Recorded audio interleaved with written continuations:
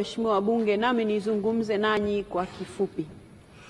Nitumie fursa hii kumshukuru Mwenyezi Mungu mwingi wa rehema kwa kutujalia uzima na afya na kutuwezesha kushiriki katika shughuli za bunge letu tukufu kwa kipindi cha miaka mitano.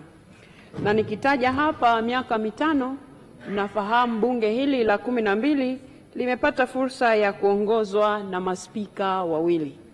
Lilianza kuongozwa na spika wetu Mheshimiwa Job Yustino Ndugai,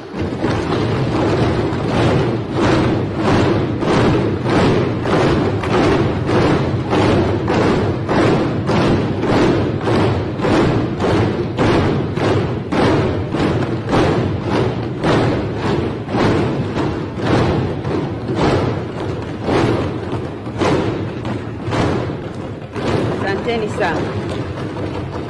Kisha nikapata nafasi mimi ya kumpokea kijiti. Leo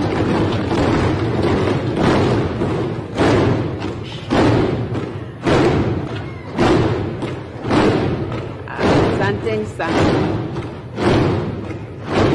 Asanteni sana.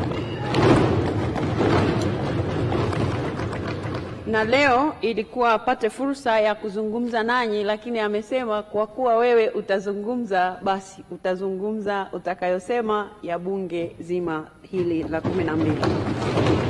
Mheshimiwa Ndugai, tunakushukuru sana kwa utumishi wako kwa bunge hili, kwa sehemu ambayo uliweza kuhudumu kwenye nafasi ya spika.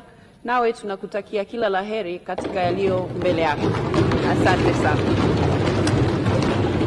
Waheshimiwa wabunge, katika safari hii wapo wenzetu ambao hawapo nasi tena, wametangulia mbele za haki. Tunamuomba Mwenyezi Mungu awajalie pumziko la amani na sisi sote tuendelee kuilinda nchi yetu. Waheshimiwa wabunge, mnamo tarehe 15 mwezi wa 6 2020 nilipata heshima ya kusimama mbele yenu kama naibu spika nikiwasilisha salamu zangu baada ya